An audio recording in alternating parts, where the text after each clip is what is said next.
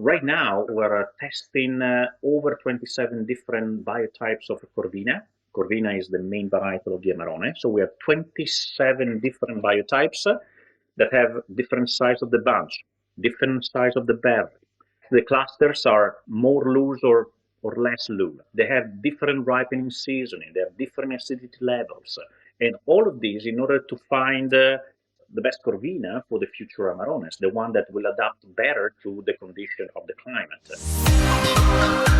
Welcome to this special Clubhouse session of the Italian Wine Podcast. Listen in as members of the Italian wine community engage in fascinating conversations about contemporary wine topics. If you enjoyed the show, please consider donating through ItalianWinePodcast.com. And remember to subscribe and rate the Italian Wine Podcast wherever you get your pods. Hello and welcome to Clubhouse, the Ambassador's Corner. My name is Carla Ravagnolo. Today I'm filling in for Stevie as usual because she's traveling in New York City today. And I am pleased to welcome Antonina Sergeyeva and her guest Alberto Lusini from Bertani estate. Welcome everybody. Thank you. Our pleasure.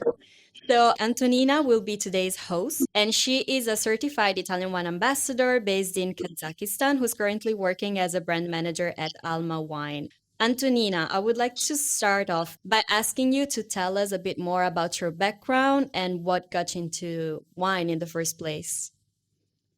Actually, my way in wine started in 2018 when I worked in distributor company in procurement department, and I began to interested in wine because I had a lot of communications with producers. We discussed terms of contracts, placing orders, etc. And at that time, it was difficult for me because I didn't understand any names, any regions or grape varieties. So I decided to take a course of sommelier in order to be on the way. So when I started, I became more and more interested in wine, and later I went to the next level of my study. And slowly I was involved that in spring in 2019, I've got WSET second level. And at that year, I took part in competition for the title of Best Sommelier of Kazakhstan. Then I started to continue to develop myself in wine industry. I received WSET third level. I've changed my job and I entered top 10 sommeliers of Kazakhstan. And recently I received a long-awaited status of Italian wine ambassador in Almaty during Vinitaly Road show that we had in November this year. So yes, currently I'm working as a brand manager in Alma Wine Company. And now I'm focused on Italian wines because I love country, I love wines, I like cruising, I love people, and Italy is very close for me in spirit, and I feel this country like it's my own country. I'm very much glad to hear that. May I ask you, how did you discover actually about Bertani wines and why did you decide to invite Alberto here with us today? Yes, actually, Veneto is one of my favorite wine regions in Italy. And of course, I heard about Bertani before. And I know that this is one of the best producers of the region. And Amarone from Bertani occupies a strong position in top 100 best wines of Italy. And it's also a regular winner of the Tre Bicchieri. And recently, as I know, Amarone got 100 points. Yeah, Alberto, am I right? Right, from Jim Cycling. Yeah. Big congrats, Alberto. I wasn't aware about this, Thank you. so congratulations for real. Yeah. This is something Yeah, huge. it was quite unexpected because, first of all, we are an Amarone producer, and usually Amarone never gets the 100 points from the wine critics, and especially now that Amarone is changing its tasting profile, it was a very very good surprise, I have to say. If you don't mind, maybe at the end of the interview, obviously I'll let Antonina ask the questions first, but maybe we can also touch on the fact that Amarone is witnessing a change in the profile, as you mentioned, but Yep, let's skip this at absolutely. the end. I have one last question for Antonina. That is, what are the learning objectives that we should expect from this interview? I think we will discuss different topics about the history of the wine, modern technologies which help the producer to stay in top during a long time. Then we will discuss marketing moments, of course, as I'm interested in marketing. Maybe we will talk about some innovations at the winery and plans for the future. Sounds great. So without any further ado, I'll pass the mic to you, Antonina. So have fun. Looking forward to hear what you guys have to tell us. Yeah, thank you. Thank you, Carla. So, Alberto, let's start our conversation. And first of all of us know that a lot of producers take care about environmental at the moment. So, what measures do you take to promote sustainable winemaking and to protect the environment? Okay, thank you, Serena. So first of all, sustainability, I think, is for us, but I think for many wineries is a cornerstone of our operation. It's one of the main leg of our strategic plan, and we just finalize the CO2 impact, the footprint for all our operations, in order to have a baseline for all our activities. And we're finishing in March, we're going to finish the climate risk assessment according to the European ECG. So just to have a scientific approach to what means climate change for a winery. As you know, we are extremely affected by climate change. And in order to, let's say, to work on sustainability on our environment, we have put down three different pillars. So the first one is glass reduction, so the weight reduction. We move wine all around the world, and more or less one third of the cost of a bottle is energy. So reducing the weight of the bottles is a big improvement. That's one pillar. The second one is the reduction in pesticides and fertilizers. Especially fertilizer is one of the main source of CO2 production in the field. So making sure that we use less and less fertilizer, it definitely impacts our footprint. And last but not least, we have a plan for covering the roofs of our wineries with solar panels. We have a plan for the next 3 years to produce roughly 1 megawatt per hour of energy through solar power. So those are, practically our three pillars for the next 3 years. Yeah, that's really great.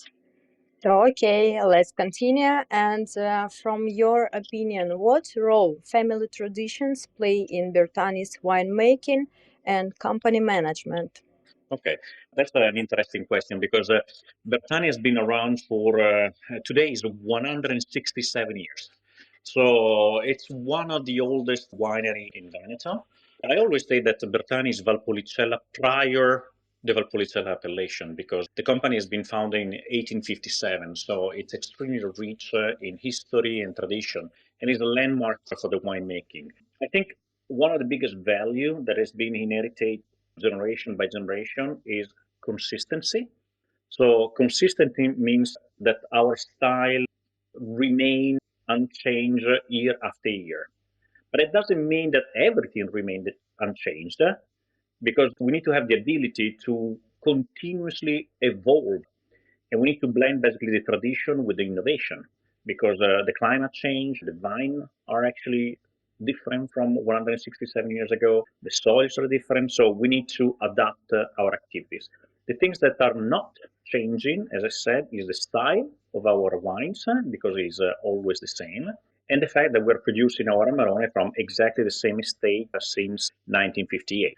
So we need to basically blend, all the wisdom of our predecessors with the modern innovation. Yeah, perfect. And in general, I think that to keep family traditions is very important for all producers, not only in Italy but in general. And I think everybody tries to keep it.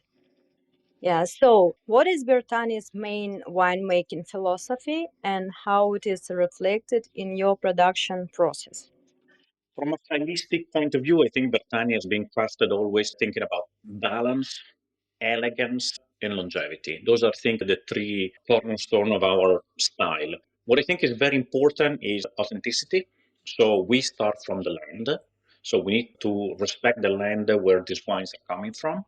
And even nowadays, even though Amarone is what we can say is a wine coming from a process, because we need to harvest and then we need to let it dry and then we crush the grape and we produce the Amarone. And there is a very long process. Nevertheless, the most important part is still nowadays happens in the vineyards. So we need to produce the perfect grapes in order to be adapted for the recipe of the Bertani Amarone. That's great. And I know maybe it can be a secret, but anyway, what modern technologies do you use in wine production and how do they combine with traditional methods? There are no secrets, don't worry. So the only secret is the recipe of the Amarone, and I think is very well known from all the winemakers in the region. So I think we try to stay on top of modern technology, like all modern wineries. As I said, having 167 years doesn't mean that you stay behind with all the technology in the vineyard, first of all, and then in the winery. I give you some examples. The management of gases, so oxygen, nitrogen, and argon. Those are the three gases that we need to implement at every stage of the winemaking process. We need to make sure that we preserve flavors of our Amarone till the final bottle. And as you know, our wines usually age quite longer. So our what we call the fresh Amarone, so the Amarone that we're selling right now, is a 2015. So we have an average of between 9 and 10 years of refinement. So it takes you need to make sure that the wine stays in perfect condition. The other thing is microbiology. At the end of the day, we're a food company, always say, so we need to adapt the best standards for microbiology. We need to avoid any undesired off flavors in the wine. And then, believe it or not, there is a huge amount of research in the selection of baby vines of Corvina, just to make sure that they are the perfect for our environment and they are healthy when we put them in the soil. And even in the refinement process, there is a huge amount of research in the selection of oaks that we use for the barrels. So still nowadays, ongoing R&D. And how do you understand what grapes and what proportion will you use for production this year, for example? That's a very good question because the aging process that we have in our mind when we craft the Amarone Bertani is determined by the varietal, by the vintage, because every year is different, and the style that we want to get that is defined by the original recipe of the Amarone Bertani. So the major concern is always the grape, the base product that comes from the field. Because given the fact that the climate is changing, we are adapting our drying time. And for example, in the past, it used to be over 100 days. For the 2015 Amarone, it has been 78 days, so much lower. Just because the climate is different, the ripening stage is different, and even the warmth and the temperature and the rainfalls during the drying process are very different from 67 years ago when we started to produce Amarone. Another important factor for the grapes is the alcohol level. Alcohol, technically, chemically, is a solvent, and you need to consider that we put our Amarone in the barrel for 9 years minimum. And that could extract too much tannins if the alcohol level would be too much.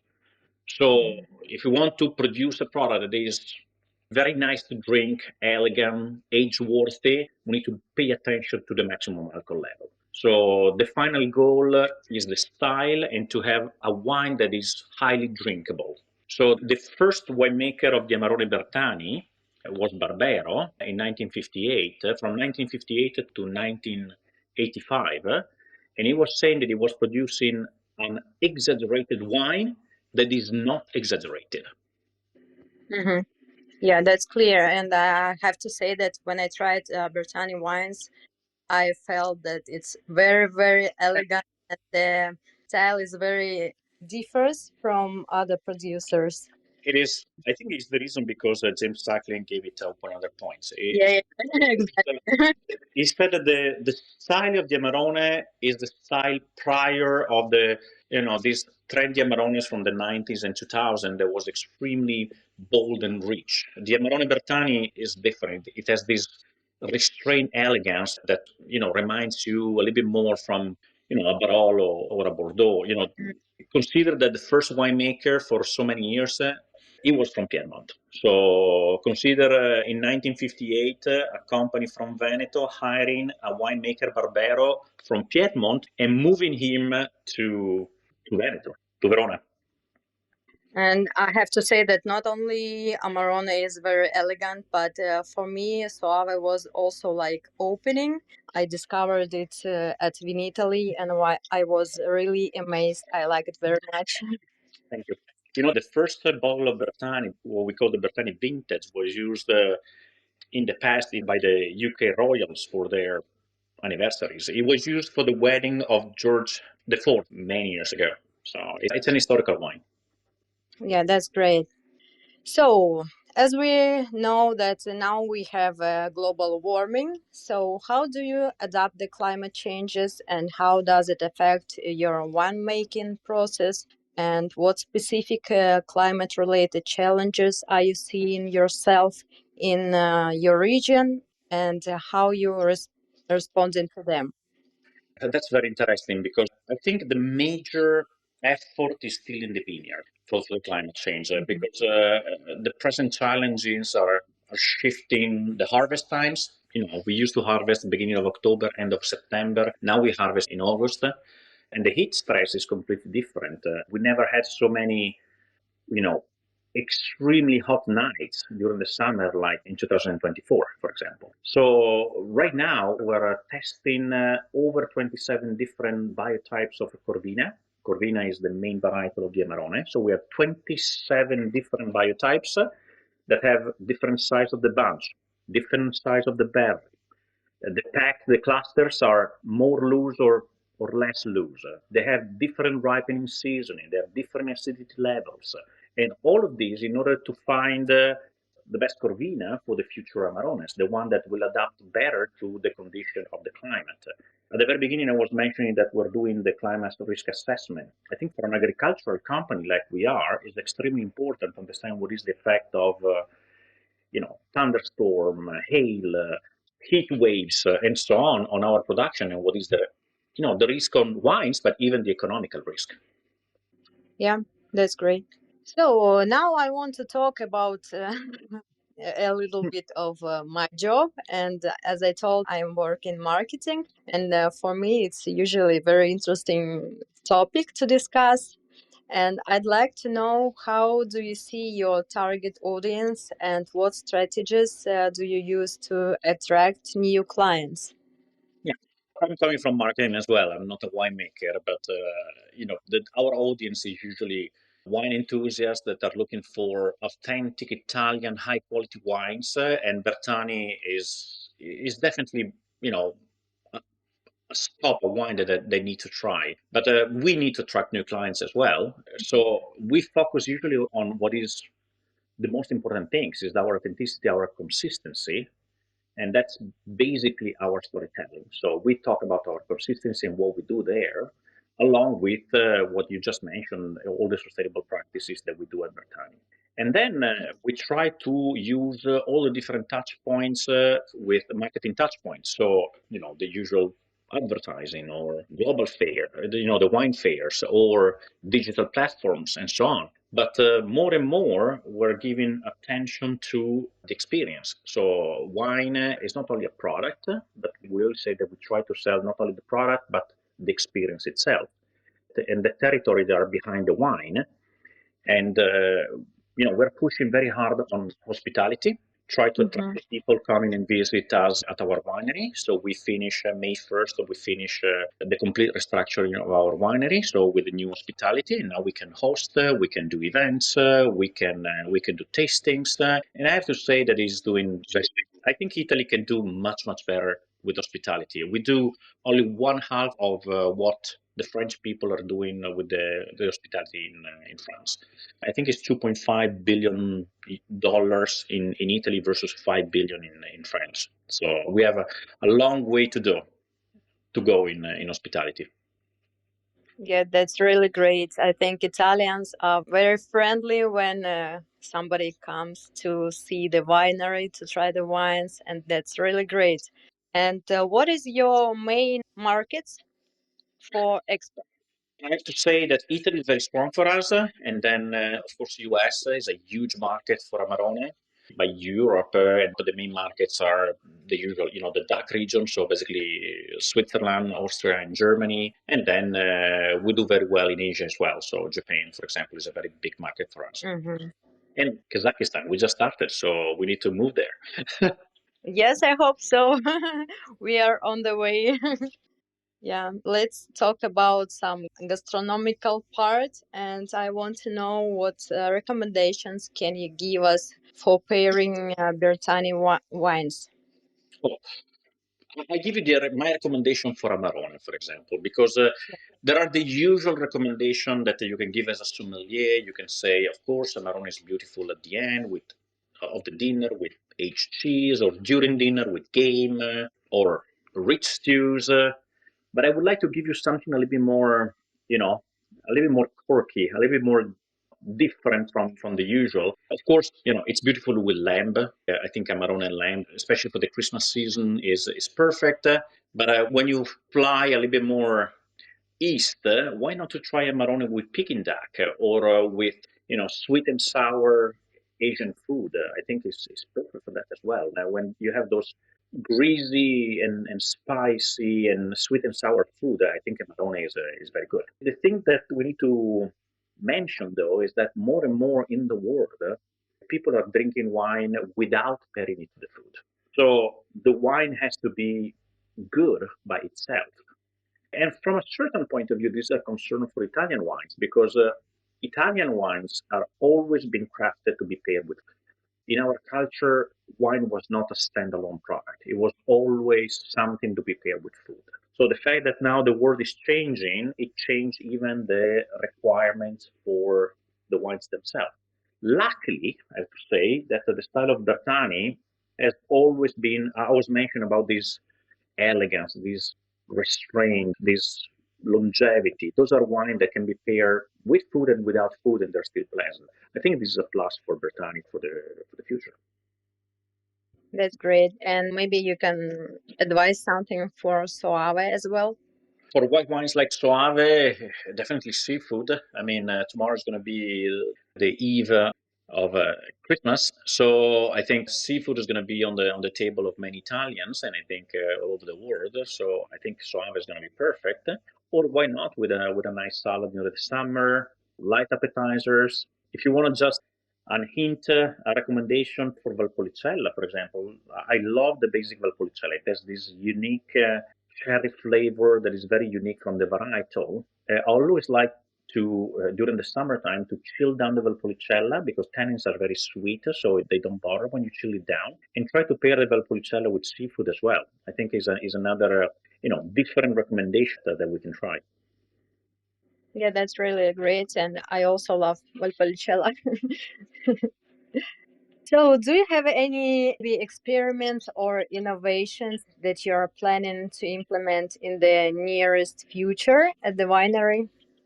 Sure. I was mentioning about exploring with native grape varietals, right? All the different Corvina that we're trying in the field. We have like a tasting field where we grow all the different biotypes in order to understand where to go for the future. But at the same time, we're trying to stay on the verge of innovation. So we are starting with the first robotics in the field. Other things are drones that can be used for monitoring. They fly over the fields and they're very used to monitor the heat stress, for example. I have a personal experience with drones for spraying. They are much more efficient than trucks, and they have a much less impact. They're more, let's say, precise as trucks for the spraying. And who knows, in the future, artificial intelligence might help. Right now, we're open to innovation. I mean, it doesn't need to implement everything at the first time. The more practical things could be the easiest to implement at the very beginning, like the native grapes I was mentioning. Can you tell me some things about preferences of consumers? I mean, how the preferences changed in the recent years, and how has this affects Bertani's business in general? I already mentioned the fact that more and more, especially younger generation, are consuming wine in alone, so not paired with food, and that's I think is attracting a different style of wine. So less overpowering, less a little more leaner as a style, a little bit more elegant. And I think as Bertani home recipe, we're quite on spot. So we're good with that. More and more people are looking for sustainable wines. That doesn't mean organic or something else, but definitely speaking sustainable. So it's a very broad range of activity you can do in sustainable production. And authentic stories. I think drinking wine is not, I don't want to oversimplify wine. Wine requires the story and the authenticity as well. It's not just a banana. It's something that you want to have, you want to talk about, you want to learn more, you want to immerse yourself in the culture of wine and traditional wine, because this is part of the allure and the beauty of this product. I think there is a growing interest all over the world in premium wines. So premium wines and especially luxury wine are doing quite nicely, and wines that has age potential. So I do not agree with some of the experts that today are saying that in order to speak with the Gen Z, they need to oversimplify the concept of wine. I think if you are approaching to the wine business, you're young, you want to try something different. I think that the world is full of fruit-driven wines, very uncomplicated, very easy to approach. They are beautiful wine to start with. I want to mention just, all the varietal wines, all the Prosecco. I think the market is already providing an offer for that. But if you want to approach a wine with history and so on, it does require some interest. And I think is the beauty of this business. I think it would be a shame to oversimplify what we are, because I don't believe this is what the people are looking for. And I give you one example for that. We had the same discussion, I think, 10 or 15 years ago in regards of millennials. So we were thinking about, from a marketing perspective, millennials were, going towards this kind of simpler wine. So they were not looking for complication, and it was looking like they were not heavy drinkers. Yes, the consumption might have been reduced, but nowadays a millennial is actually spending more than a baby boomers when they buy a bottle of wine. So it means that the wine enthusiasts are still there, and they just need to drink their maturity level. So when the millennials they moved to 35, they started to interest themselves about more interesting wines. So I'm very optimistic for the future, even for the Generation Z. May I ask a question, Antonita, if you don't mind? Yeah, sure. That is connected to this topic. I'm just gonna throw my question in here now, basically, because you mentioned about the fact that we do not need to oversimplify the language, which I agree somewhat. But my question is, okay, we just touched on the language and the communication side, but what about the change in style that you mentioned at the beginning of this episode? Meaning that is the Amarone or Valpolicella in general also taking a different direction with the organoleptic profile of the wine? And if so, is it because they want to be more appealing to younger consumers and maybe they are lowering the alcohol in the wine? Or is it because they target the fine wine niche? I think both. Carla, I think it's a good question, but I do not believe that we have enough research in the wine industry to understand what really the consumer for the Amarone are looking for. I think nobody, not even the consortium, not even the family of Amarone, had the resources to really investigate and look what our top audience is looking for. Consider that our average consumer for wines that cost 70 euros, 100 euros, or 150 euros, or maybe 300 euros on the wine list, those are not usually Gen Z. So are usually that are definitely looking for something different. They're looking for experience and so on. So they actually study what they look for. I think that they look for those wine with a reason and not by chance, first of all. Second, I do believe that we need to communicate better the wines. But communicate better, it means to have more competence. It means to be relevant, to be authentic. It doesn't mean to oversimplify. Those are two very different things. And I do believe that we've been a little bit too much, I say, auto-referral. So basically just, I always say with my team that we have always the nose in the glass and we don't look around. We don't understand what the people are looking for. But I do believe that if we talk about the wines, we need to provide them with the history, with the territory, with the style of the wine, with the way it has been done. Maybe not the technical part, because you never be bothered about the technical way they did an Hermes bag, but you like the fact that it's artisanal, you like the fact that it's historical, you like the fact that there's a story behind. I think for the wine is the same. It's a luxury product and it needs to have authenticity and a story. All the chit chat about oversimplifying and creating this funny model of wine, I'm not really sure that is what the consumer is looking for. It's a personal opinion, okay? It's not based on facts right now. Thank you. Thank you so much for replying to that. So, if you don't mind me asking another question, and then I promise I'll leave the word to Antonina. Because of exactly what you just said, may I ask you, how do you communicate the final consumers the differences between, for example, Valpolicella Ripasso, and Amarone? Because this is something that maybe for us wine professionals is easy peasy, as they mentioned. But how do you communicate these slight differences to the final consumer? First of all, everybody's talking about the fact that Amarone is not the Amarone of 5 years ago when everybody was talking about and everybody was crazy about Amarone all over the world. I think they were crazy about a trend of Amarone. There was that trend, I was to say, rich, fruity, overloaded. It was a global trend. And now the people are coming back to more traditional style of Amarone, that, believe it or not, is what we have done in the past. We probably lost some business again, 10 years ago, in the monopolies in Northern Europe, even the US, not producing this kind of wines. But not because it was our strategy, but because we wanted to be consistent with the recipe of Amarone. We had our customers looking for exactly that style of Amarone. I think Amarone is coming back to its traditional roots. That is not the over jammy product. It's actually a product that is still elegant and refined. 1958, first Amarone was done by a guy from Piedmont and was produced by a family that the first one they produced, they call it Secco Bertani. That is, by definition, is the first bottle of dry wine in a bottle, completely fermented, coming from Veneto. So it gives you an idea why, a good wine at the end of the day is a good wine, nevertheless what is the trend of the moment. I don't know if it answers your question or I need to integrate with some nuances. I would like to actually do practical example, if I may, of how would you communicate the difference between Amarone, Ripasso, and Valpolicella? First of all, I need to explain that those are not varietals, it's a blend of local varietals. Then I can talk and have fun talking about biodiversity, the fact that we have so many different varietals, even in Valpolicella. And Corvina is an incredible varietal, extremely modern, as I said, very sweet tannins, very fruity, this incredible cherry fruit that no other wine has.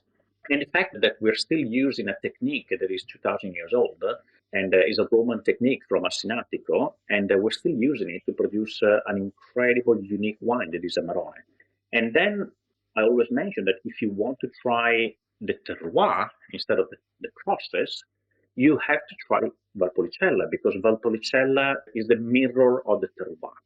So Valpolicella used to be the day-by-day wine of the people in Verona, and nowadays I think is an extremely modern wine. It's elegant like a Pinot Noir, it's fruity like a Merlot, could be unpretentious, so let's say very easy to reach even the younger palates. So it's a wine that has a complete unique niche. And then Ripasso is something in between, because Ripasso is, again, is a wine of technique as well. But we try to elevate the Valpolicella using the leftovers of the production of Amarone, so basically the poms of Amarone, in order to elevate the aromas of the Valpolicella, giving some roundness and body. So we try to explain the wines themselves, how we produce them, and then we talk about the region. Our claim for Angelini wines, Bertani is owned by Angelini. Our claim for Angelini wines is elevating territories. because we believe that our job is to marketeer and to let the people know about our terroir, our land. And our media, in order to do that, is the wine. So wine is a media in order to let the people understand how beautiful is the land where we are. If you have a chance to visit Tenuta Novare, where we produce the Amarone, I do believe it's a piece of heaven. It's a beautiful spot north of Verona, and I think quality is coming from beauty in that case. So elevating territories means that we use the wine to bring on what we are, our terroir. Everything is extremely beautiful. Actually, I really want to thank you also at the beginning when you clarified immediately that it's not varietals.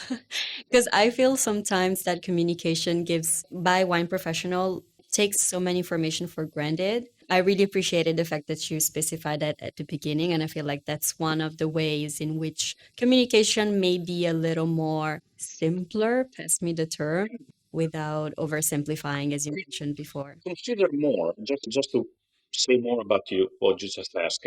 I was mentioning that for us, wine is not only a product, but it has to go through an experience.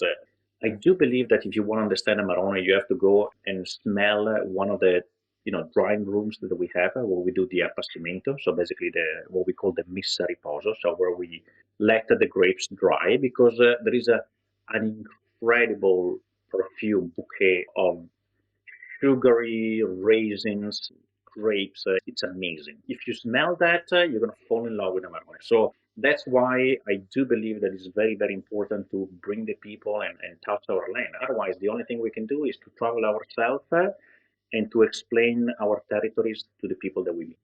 100% agree. I'll pass the word back to Antonina because I'm sure she has a few more questions to ask. Thanks. I really have. And I want to discuss such topic like, as we know, there are a lot of good producers in Veneto who produce good Amarone, good Valpolicella. And how do you deal with competition in the wine market? And what do you think makes Bertani stand out from the other producers? Yeah, so the company is 167 years. So we have produced roughly 50 different vintages of Amarone for 67 years. So it's definitely an historical company. Today's, Bertani is a staple for Venetian wine and is known, I think, in terms of awareness, the equity is pretty good, but in terms of awareness, is global. So I do believe that nowadays our competition is not only the Valpolicella competition. I mean, when we sell a bottle of Bertani, is compared to the best wine all over the world from every region. It's part of those icon brands that really represent the the enological history of a land. So definitely pioneers of the Amarone. So we do respect. We're actually cooperating with all the other producers in Amarone in order to work on the appellation, in order to make sure that we don't discount the hard work that we need to do in order to produce a bottle of Amarone. But at the same time, we need to make sure that Bertani as a brand is known for the level of quality, heritage, and innovation that set us apart from everybody else. That we can compare a bottle of Bertani, whatever is going to be the appellation, and it could put together among top producers from all over the world. Yes, I agree. And where do you see the future of Bertani, let's say in 10 or 20 years? Can you tell us about your plans? I think there's a lot of work that we need to do behind the scenes before we put the wine into the bottle. So things like sustainability, quality, innovation, that needs to be in the bottle before we sell it. What we need to work on is the way we communicate it, the way we bring to the market. I think what we need to do better is our international presence. We need to be more in the international wine list. We want to make sure that our people know Bertani not only because it has a history, but even because they drank a bottle of wine.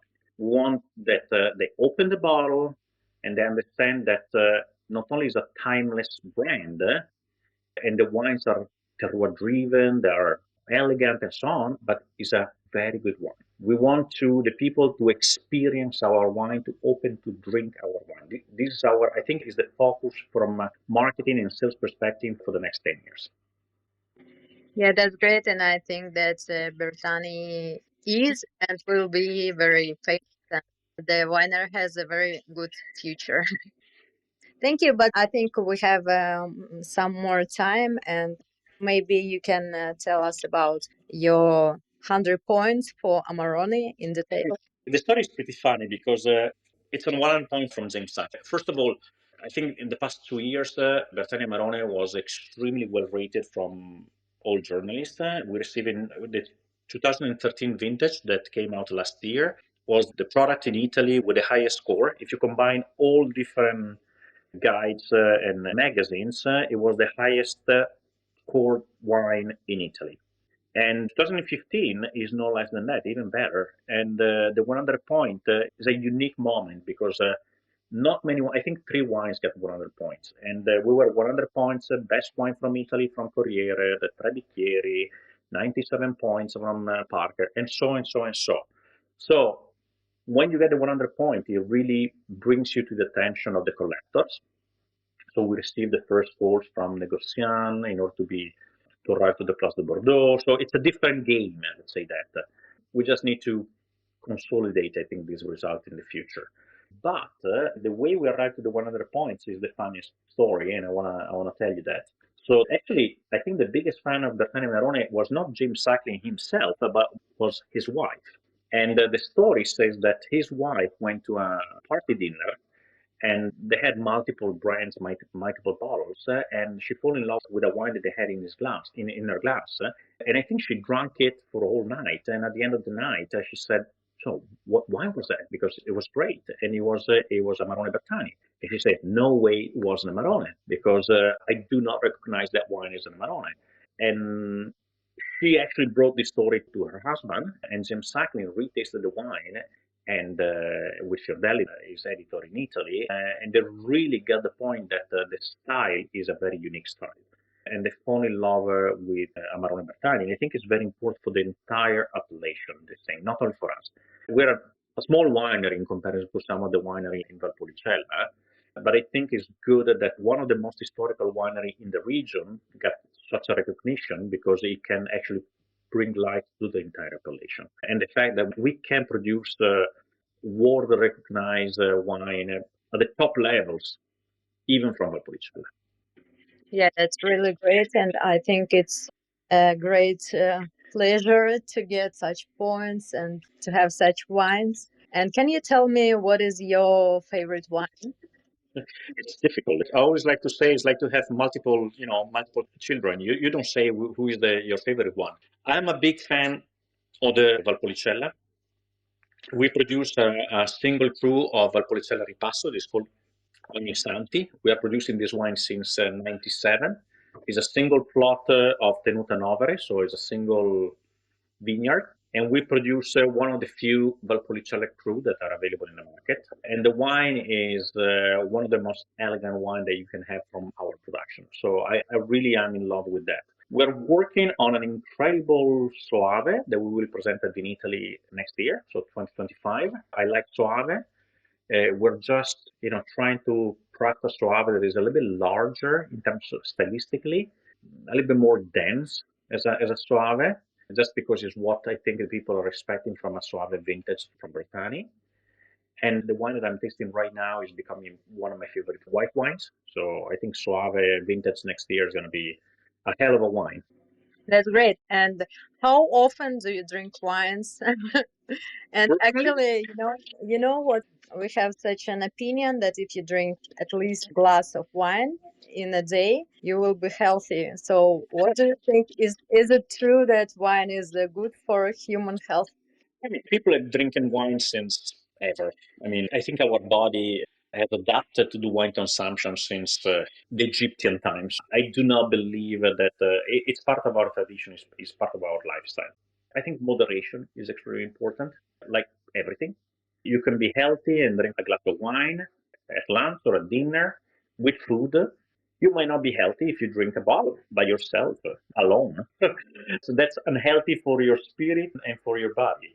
So moderation is extremely important. I personally like a glass of wine. I personally believe that a good dinner with friends without a good bottle of wine is a lost opportunity. And I try to pair it. I personally do not drink too much. I drink always in moderation. Even because working in a winery, you're always in contact with wine, and you want to have it when it's the right moment of the day, not at any time. So usually when I do tasting, professional tasting, at the end of the day, you split the wine. So you might have maybe 50, 60 different wines in the morning. So you have to split. But a glass with colleagues, with friends at lunch, I think is part of a healthy living. I do believe there are so many things that could be unhealthy for your health that at the same time, in moderation, are extremely positive for your health. And I think a glass of wine is part of it. So that's great. So it means that we will be healthy. So I think I'm finished with my questions. Maybe Carla have some more. No, actually, I would like to end this episode with this positive message. So, thank you everybody for being here with us today. It's been a real pleasure. I hope to meet you all soon. And I take also the chance to wish you happy holidays. Thank you. Thank you. Bye. Bye. Bye. Listen to the Italian Wine Podcast wherever you get your podcasts. We're on SoundCloud, Apple Podcasts, Spotify, Himalaya FM, and more. Don't forget to subscribe and rate the show. If you enjoy listening, please consider donating through ItalianWinePodcast.com. Any amount helps cover equipment, production, and publication costs. Until next time, cin cin.